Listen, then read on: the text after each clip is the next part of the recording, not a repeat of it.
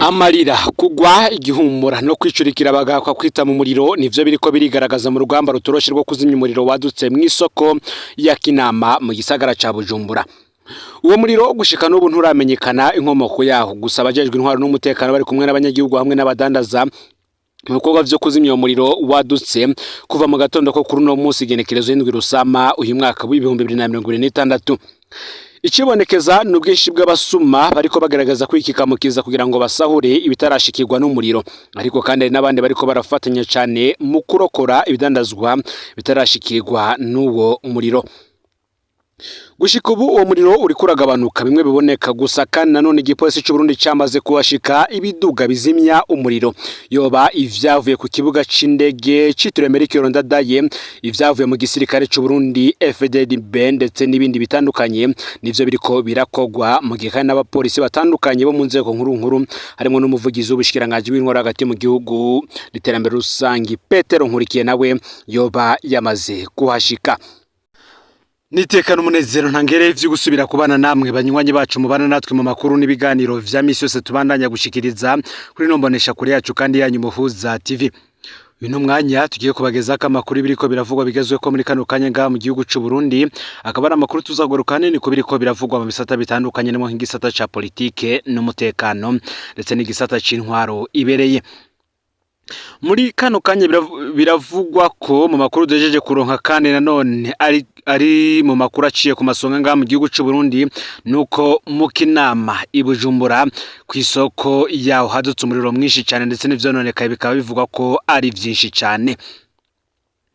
Benshi barabihuza n'andi masoko yagiye arasha hirya no hino mu gihugu, harimo nk'isoko nkuru ya Bujumbura mu mwaka wa 2015 maze ikimodoka cyo kuzimya umuriro kikashika gitevye ibintu vyamaze kuyangara cyane. Isoko ya Kinama rero irahambije andi masoko amaze guturirwa ku ntwaro ya CNDD FDD nk'uko vyandikwa na radio Haguruka. Muti nukubera iki muri kano kanya ariho amasoko yaturiwe cyane mu Burundi. Kuva mu gitondo cyo kuri uyu wa kane igenekerezo y'indwi Rusama y'umwaka wa 2026 isoko nkuru ya Kinama iri muri komine Ntahangwa yo mu ntara ya Bujumbura yazindutse yaka umuriro, ikaba yatanguriye gusha uhereye ku ruhande rw'inyuma. Gushika amasaha turiko turabageza ko iyo nkuru uyu muriro wadutse muri iyo soko ya Kinama nturazima.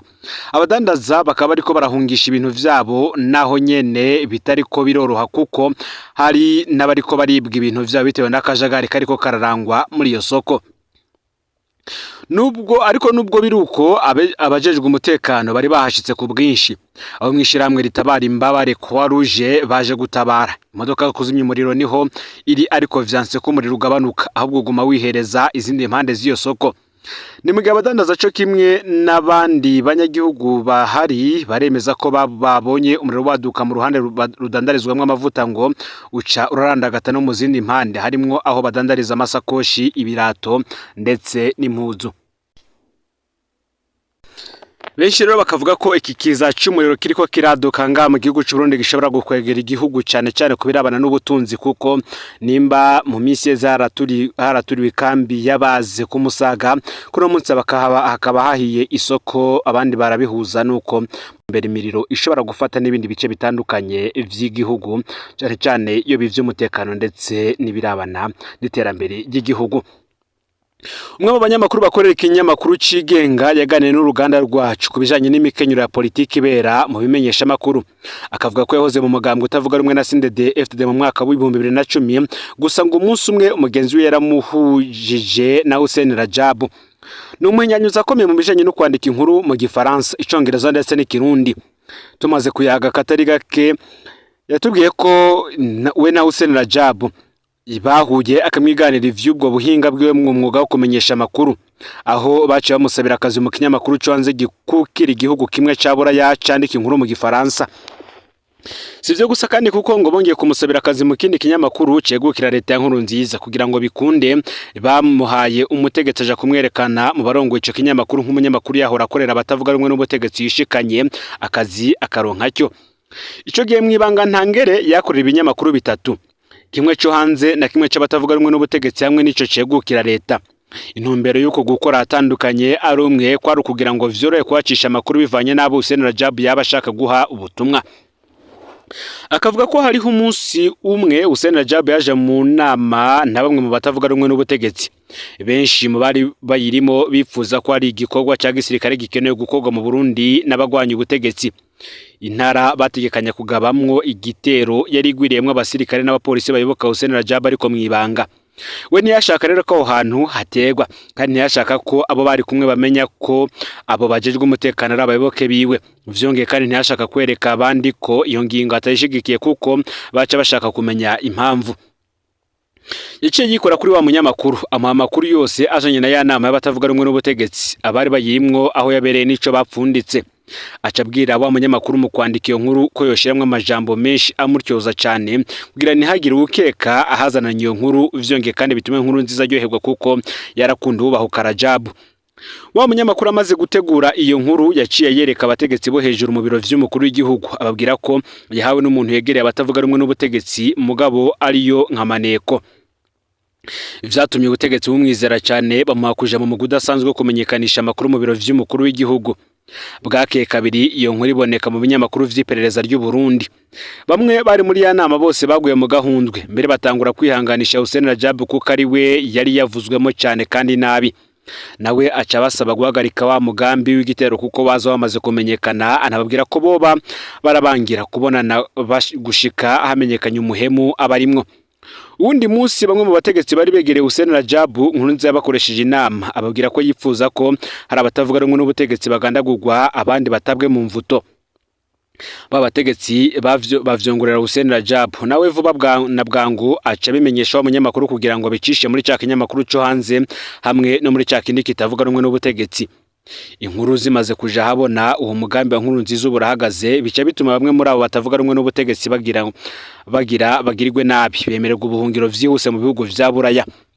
Akavuga ko umukenyero wo kunyuranya amakuru amwe akayaha abatavuga rumwe n'ubutegetsi yandi akayaha bo muri leta ngo Hussein Rajab yawukoresheje cyane akoranye n'abandi barundi benshi mu batavuga rumwe n'ubutegetsi canke abari mu mashiramwe adaharanira inyungu za politike mu ntumbero yo gutesha imigambi mibi ubutegetsi bwaba bufise.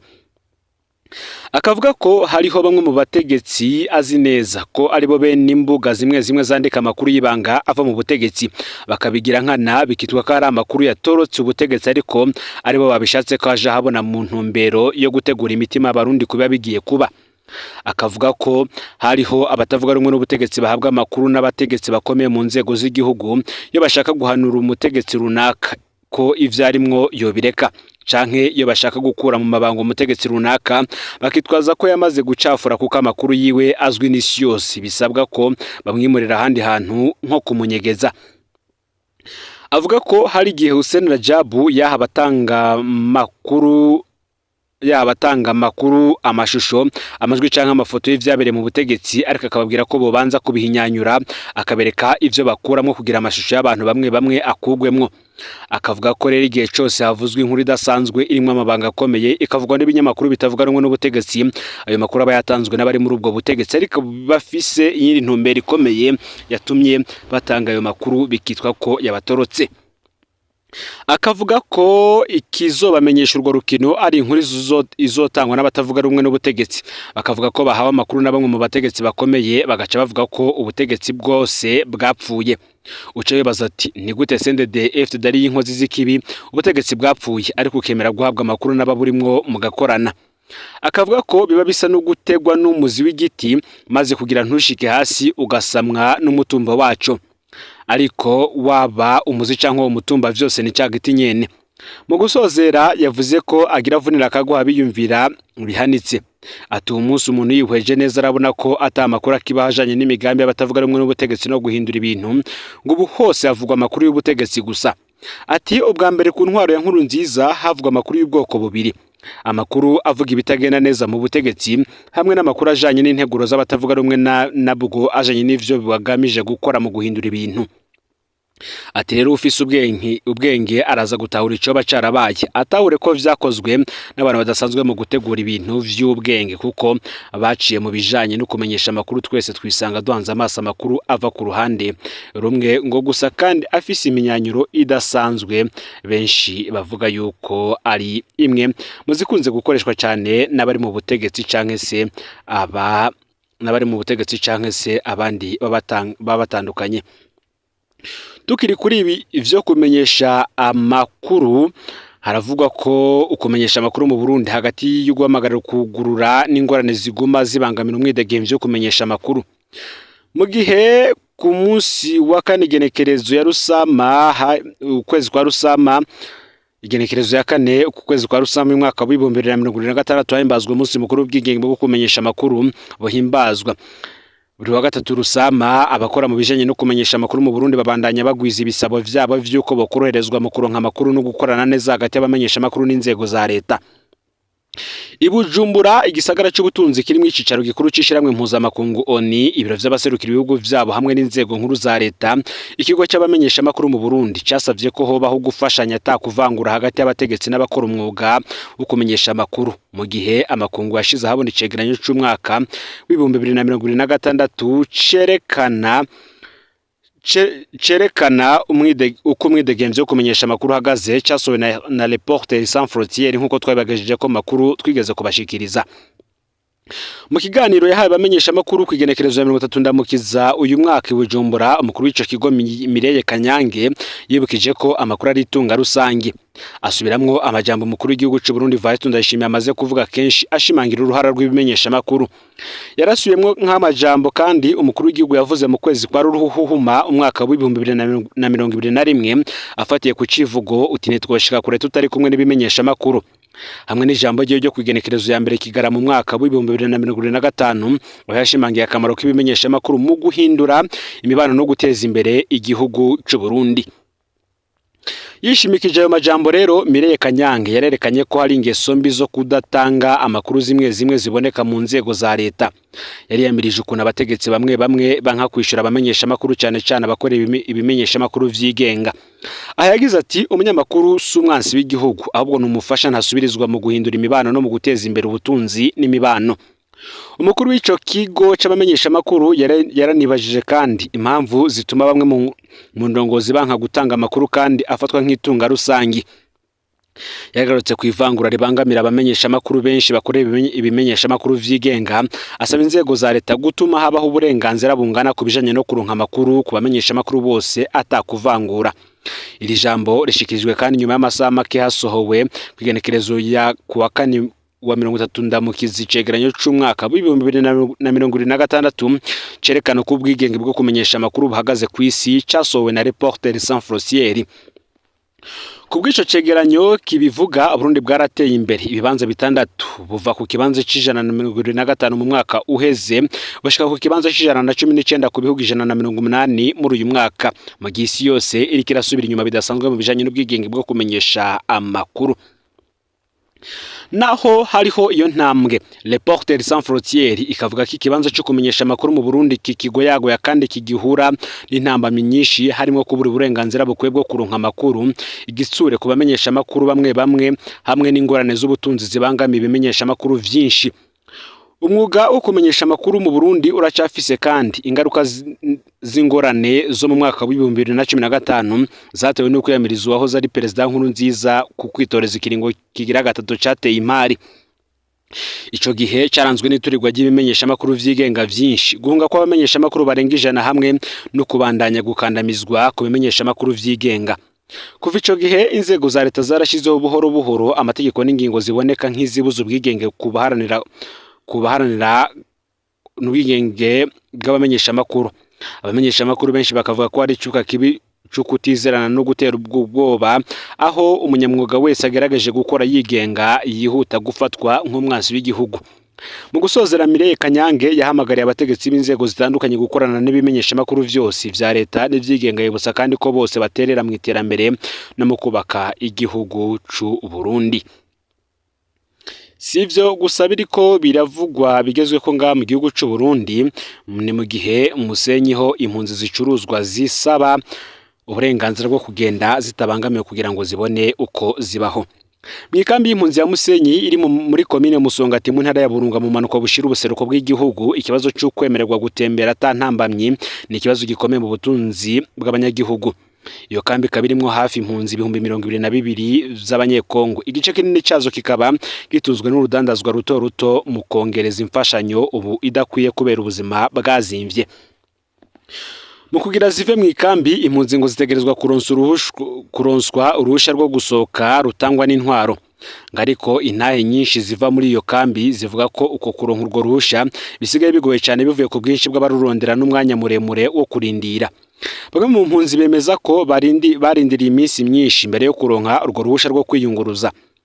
Ngibi bigora cyane abacuruzi bo muri iyo kambi bama baja kurondera ibidandazwa mu masoko ya Rubaho, Makamba, Rumonge, Bujumbura canke Gitega. Uyu uti namaze iminsi 2 nja kurondera urupapuro rwo gusohoka ngo nje kugura ibidandazwa mu Rumonge. Niko Imani umwe mu mpunzi adandaza yigana. Mu nyuma naruronse bigoranye ariko nari namaze gutakaza amahirwe menshi y'ubudandaji. Badusaba kwibako ariko tudafise uburenganzira bwo gufata ingendo ntibishoboka. Iyo mpunzi ivuga kandi ko ubuzima buriko burarushiriza kugorana. Amafaranga 30 y'amarundi bahabwa umuntu umwe ntagikwiye. Ibiciro bibandanya kuduga kandi imiryango myinshi beshejweho n'ubudandaji. Tudashobora gufata ingendo ntidushobora gukora canke kugaburira neza imiryango yacu, niko asigura. Ibi bisabo vyibonekeje kandi mu gihe umutekano utifashe neza. Mu minsi heze haravuzwe impunzi z'abanyekongo zimwe zifatwa ziriko zigerageza gusohoka ikambi zitabifitiye uruhusha. Hari kandi nahashizwe imigozi ikikuje iyo kambi. Nkuko abahaba babivuga, imwe muri iyo migozi icunzwe n'urwaruka rw'imbonera rwegamiye umugambwe uri ku butegetsi CNDD-FDD. Ariko ubutegetsi bwaho hantu buvuga ko izo ngingo zifashwe ku mpamvu z'umutekano no gutunganya neza ibikorwa. Isoko mu buyobozi rivuga ko naho amategeko y'u Burundi yemera ko impunzi zifata ingendo mu bwisanzure mu makomine zakiriwemwo, ashobora gushirwaho amategeko amwe bitumwe n'ingene ibintu vyifashe. Twashize ayo mategeko rero yo gufata ingendo ku mvo z'umutekano no gukurikirana izo mpunzi. Impunzi yose ishaka gusohoka itegerezwa kuronka urupapuro rubiyemerera. Ababisaba ni benshi bose kandi bakaba bategerezwa kurindira. Nk'iryo soko rivuga. Naho biruko hariho utwigoro tumwe duheruka gukorwa yo kubandanya izo ngorane. Murantungiye two kugabanya izo ngorane. Kuva muri uku kwezi impunzi zaremerewe kuja ku isoko ryo kuwa 3 ku Rubaho zidasabwe urwo rupapuro, ariko abadandaza benshi bakavuga ko bidakwiye. Basaba ko hobaho ivugururwa rinini mu buryo bwo gutanga impapuro zo gusohoka canke bakemererwa kugenda mu ntara yose ya Burunga kugira boroherezwe mu bikorwa vyabo vy'ubutunzi.